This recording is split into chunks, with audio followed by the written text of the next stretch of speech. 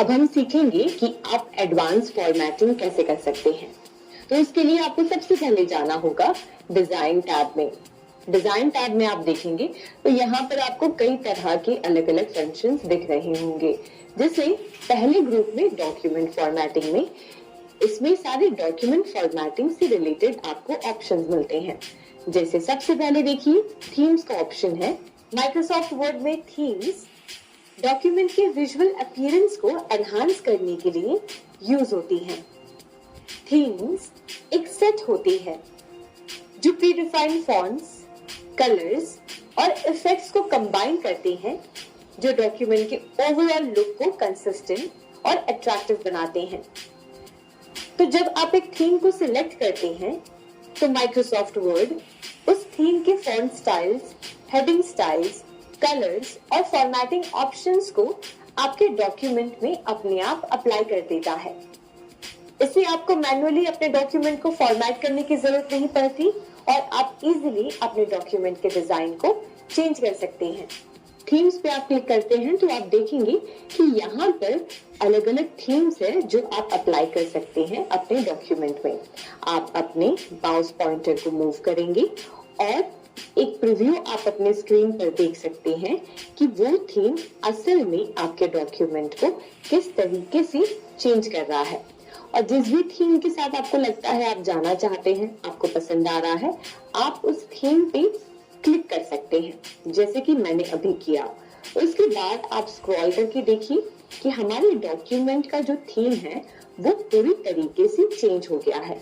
हमारे डॉक्यूमेंट का जो पहले थीम था वो अलग था और अब आप देखेंगे तो ये काफी ज्यादा अलग हो गया है और एक अलग डिफरेंट लुक इसको दे रहा है। इसी तरीके से अगर आप कोई और थीम के साथ एक्सप्लोर करना चाहते हैं तो आप वापस फर्स्ट ऑप्शन में जाकर यहाँ पर कोई और थीम अप्लाई कर सकते हैं। जैसे हम मान लीजिए इस वाले थीम के साथ जाते हैं तो हम इस पे क्लिक करेंगे। उसके बाद आप जाके देखिए कि वापस से आपका जो डॉक्यूमेंट का थीम है वो चेंज हो गया है। तो आपको जो भी थीम पसंद आता है आप उस थीम के साथ जा सकते हैं। उसी के साथ आपको इन थीम्स के साथ ऑप्शन मिलता है reset to theme from template, यानी कि अगर आप अपने थीम को रीसेट करना चाहते हैं तो उसके लिए आप इस पर क्लिक कर सकते हैं।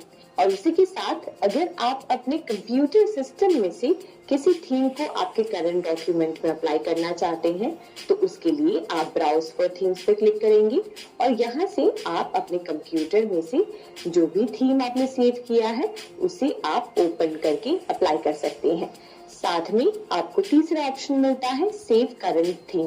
तो अगर आप करंट थीम को सेव करना चाहते हैं तो आप सिंपली इस पर क्लिक कर सकते हैं और उसके बाद अपने कंप्यूटर में जाकर जहां पर भी आप इस फाइल को सेव करना चाहते हैं वो आप सिलेक्ट करके सेव पे क्लिक कर सकते हैं। तो इस तरीके से आपने देखा कि कैसे हमने एक थीम को चेंज किया, साथ ही साथ हमने देखा कि कैसे हम हमारे कंप्यूटर सिस्टम में किसी भी थीम को सेव कर सकते हैं। अब इसी के साथ आगे अगले फंक्शंस को देखते हैं जिसमें आपको मिलता है थीम कलर्स।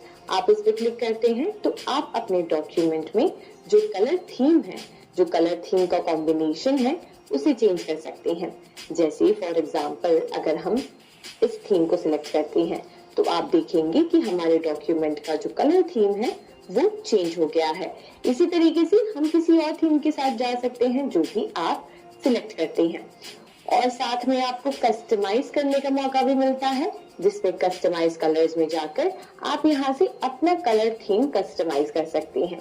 तो ये आप तब यूज कर सकते हैं जब आपको इनमें से किसी भी थीम के साथ जो है एक तरीके से आप समझते हैं कि मैच नहीं कर रहा आपके कंटेंट के साथ, तो आप अपना खुद का कलर कस्टमाइज कर सकते हैं। अब इसी के साथ अगले ऑप्शन को देखते हैं जिसका नाम है फॉन्ट्स।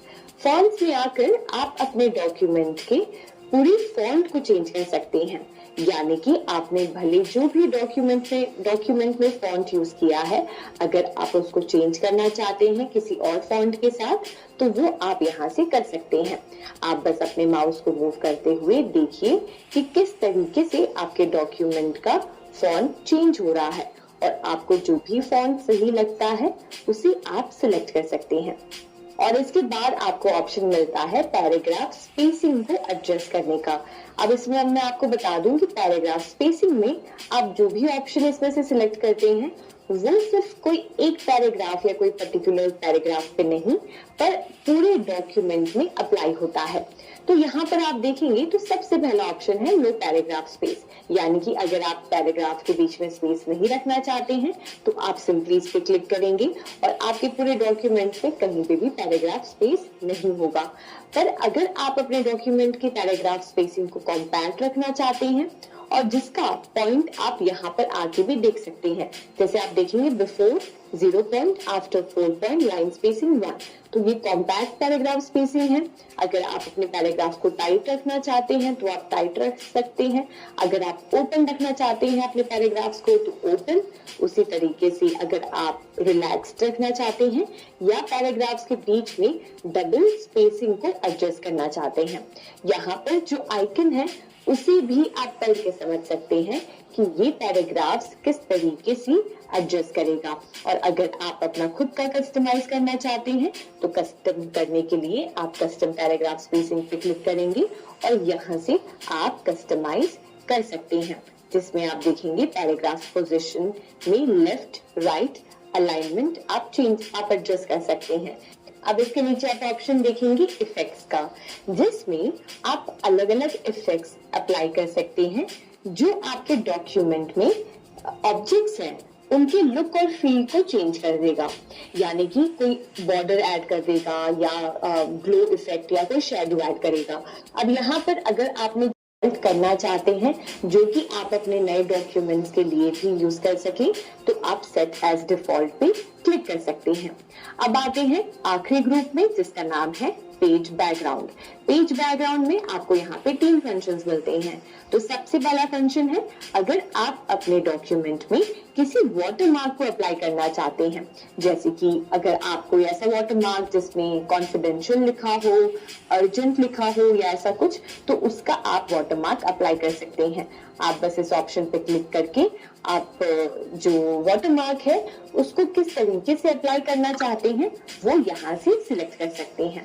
और अगर आप अपना खुद का कस्टम वाटरमार्क अप्लाई करना चाहते हैं तो आप कस्टम वाटरमार्क पे क्लिक कर सकते हैं और आपने जो अप्लाई किया है उसे रिमूव करने के लिए रिमूव वाटरमार्क।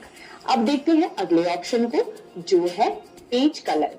तो यहाँ से आप अपने डॉक्यूमेंट में पेजेस के कलर को चेंज कर सकते हैं। जैसे अभी आप देखेंगे हमारा पेज कलर है व्हाइट, अगर हम कोई ऑरेंज या फिर कोई और कलर सिलेक्ट करते हैं तो आप देखेंगे कि हमारे डॉक्यूमेंट के पेजेस के कलर चेंज हो रहे हैं। तो इस तरीके से अगर आप थोड़ा सा और अपने डॉक्यूमेंट को क्रिएटिव एलिमेंट देना चाहते हैं तो आप डॉक्यूमेंट के पेजेस के कलर को भी चेंज कर सकते हैं।